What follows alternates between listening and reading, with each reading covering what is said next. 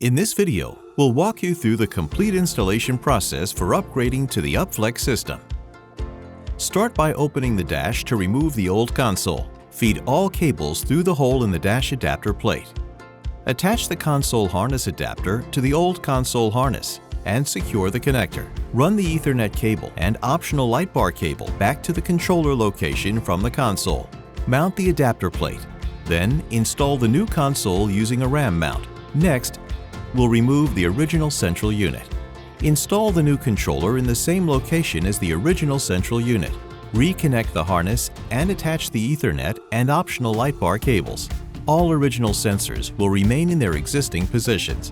The system may come preloaded with software, or you'll be provided a USB stick to flash the software. If you're supplied with a USB stick, insert the USB into the console. Hold down the two function buttons and power on the machine. Keep holding the buttons until the maintenance screen appears. When complete, the system will restart automatically. Verify the operating mode to confirm that the system is error-free and all data is present. Move the boom to several test positions to verify sensor accuracy. For additional validation, using calibrated weights is required. If your system includes boom control, confirm that it displays correctly. In the unlikely event of incorrect data, contact your product support representative. Your new upFLEX system is now installed, configured, and ready for operation.